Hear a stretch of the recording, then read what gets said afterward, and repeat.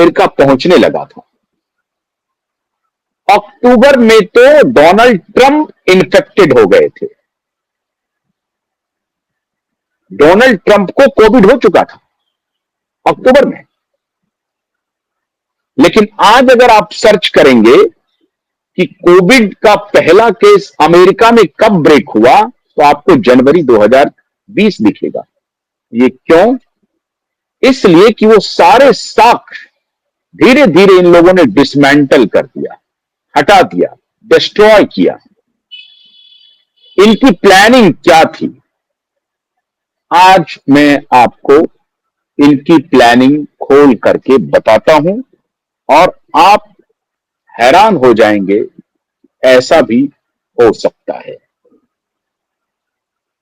On Friday October 2,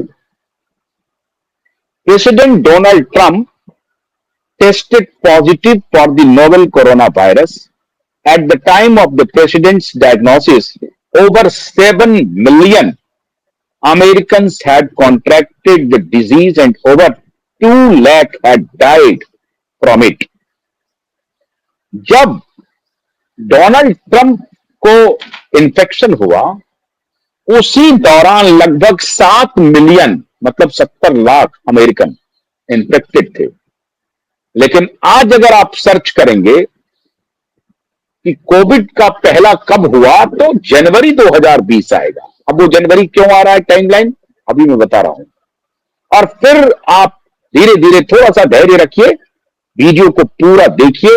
फिर Trump का जिक्र मैं क्यों कर रहा हूं, अभी मैं इंग्लैंड का भी जिक्र करूंगा, फ्रांस का भी करूंगा और भारत का भी करूंगा कि कैसे भारत की सरकार, कैसे मोदी निशाने पर थे और मोदी ने कैसे उनके निशाने को डिस्ट्रॉय कर दिया और उस तूफान से खुद को बचाया, देश को भी बचाया। मोदी ने तूफान से देश को बचाया और खुद को बचा लेके चले गए, लेकिन ट्रंप नहीं बचा पाए। क्यों नहीं बचा पाए, वो आज मैं आपको बता रहा हूं। तो 2 लाख लोगों के मरने की खबर हो गई, 7 लाख लोग जो हैं वो इन्फेक्टेड हो गए। कितने हुए, नहीं हुए, और धीरे धीरे धीरे धीरे अब मैं जिक्र जो कर रहा हूं, अभी मैं टाइमलाइन पे आ रहा हूं। In addition to its horrific impact on public health, the raging pandemic and attempts to combat it had inflicted damaging economic and psychological effects on millions of Americans. Although the president was fortunate to recover quickly from the disease, he was not so lucky regarding its political effects. COVID-19 was the preeminent issue on many voters' minds in the autumn of 2020, and analysis of national survey data indicate that their concerns about the pandemic eroded Trump's already problematic re-election chances, operating in a context of deep partisan and ideological polarization, inflamed racial tensions, and widespread civil unrest. अब मैंने जो ये जिक्र किया, ठीक अमेरिकी presidential election से पहले कोविड ब्रेक होता है। निशाना ट्रंप थे, और आज अगर ट्रंप ने डब्ल्यूएचओ से अमेरिका को बाहर निकाला, तो उसकी पृष्ठभूमि में यही है। अब सब बात मैं धीरे धीरे बता रहा हूं अभी आपको, रुकिए। कोविड के ठीक पहले अमेरिका की क्या स्थिति थी? कोविड के पहले ठीक अमेरिका की स्थिति थी, COVID-19 overturned the president's strategy. In addition to the mounting death toll caused by the virus, government efforts to combat the pandemic with lockdowns that closed restaurants, retail business, schools, reporting events, and many other public gatherings, and severely curtailed travel combined to crash the American economy. Covid के बाद अमेरिकी economy crash कर गई। अब 14% से unemployment rate rise किया, price rise हुआ, सब कुछ खत्म हो गया।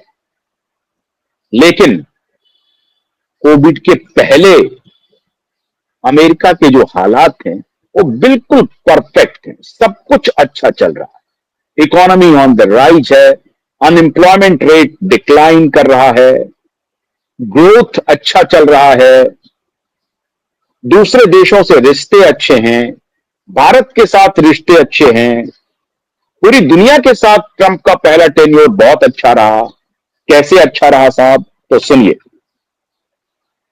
In December 2019, shortly before the pandemic struck, the unemployment rate had fallen to 3.9%.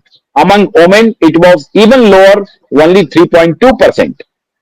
Unemployment among minorities had declined as well, with only 5.9% of African Americans and 4.2% of Hispanics in the job seeker queues. Peace also had broken out across much of the globe. The ISIS caliphate had been largely eliminated. Troop reductions were occurring or had been planned for Afghanistan, Iraq, and Syria, although Trump had engaged in an abundance of bellicose rhetoric.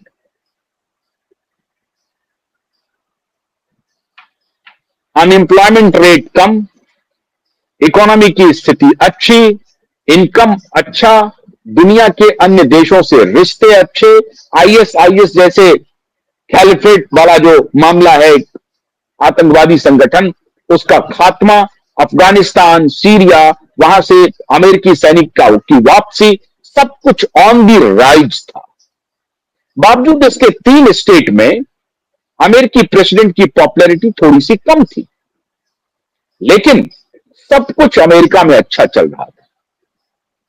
अब यहां पर एक खेल शुरू होता है Democrat के द्वारा, और इसीलिए ओबामा, क्लिंटन, बाइडेन, एंथनी फॉची, इन सबका मिलकर के खेल शुरू होता है। और उसके निशाने पर ट्रंप थे, उसके निशाने पर इंग्लैंड भी था, उसके निशाने पर भारत भी था। पेंडेमिक लाया गया और ट्रंप इस बात को जब तक समझते तब तक गाड़ी छूट गई। ट्रंप ने कोशिश की कि इसको ठीक किया जाए, लेकिन जब तक, क्योंकि ट्रंप के ही एडमिनिस्ट्रेशन में मोल बैठा हुआ था।